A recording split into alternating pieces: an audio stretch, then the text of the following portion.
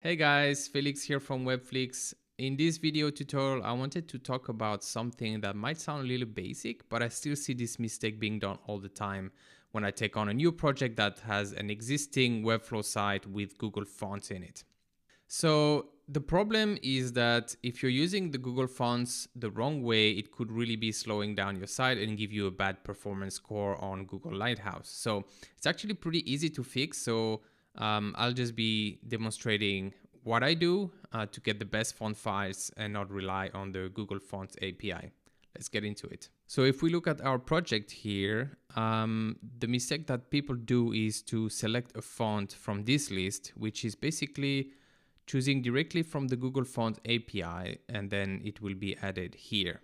Luckily, nowadays, Webflow added a little warning here that it might not be GDPR compliant, and they recommend downloading the fonts from Google. So this is the main thing to do. The only issue is it might not be so straightforward to know which font file to download and how to get the best one. So let's jump in to the Google font page.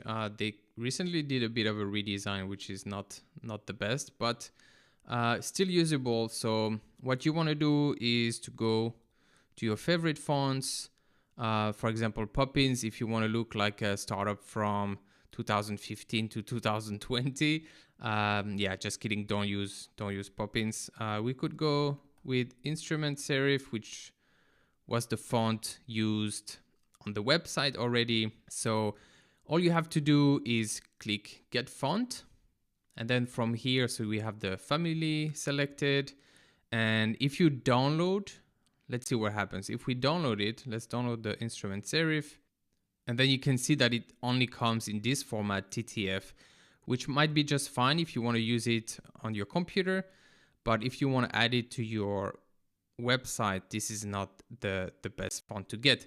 The best one would be .wof2, which is the most optimized for modern browser and is also the most lightweight. So let's go back a step here, and instead of downloading, we'll get this one. We'll click on this one, which is get embed code. And here you can select which styles you want, like bold, italic, ultralight, etc. In this case, we don't have much option, which is good because you don't want to go overboard with this. We're optimizing, and so if you add a lot of font files, that also might slow down your site a little bit. Now here's the magic move. So if we look at this link here inside this embed, we can copy that one and open it.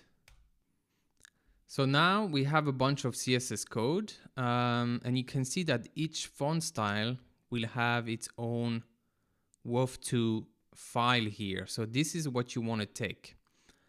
By copying this one, it will actually just download directly this format. Just make sure that you're picking the right font for you. For example, Latinx means that there will be some extra languages that it supports. If you don't need it, then you can just go with the Latin one. But for this example, we'll take this one.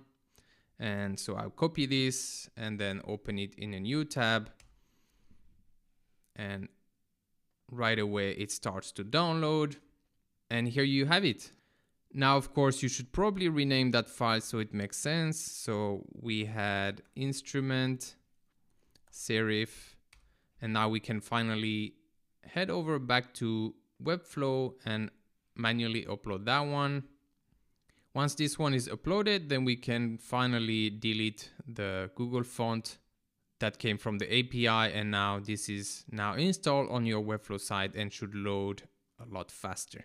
And that was it. You see, pretty easy. By downloading your own font, you're making your site a little bit faster and GDPR compliant, and you get some bonus point for being the type of designer that doesn't really, want to cut corners. So yeah, that's it for this time. If you found this helpful, feel free to subscribe to the channel, and I'll see you in the next one.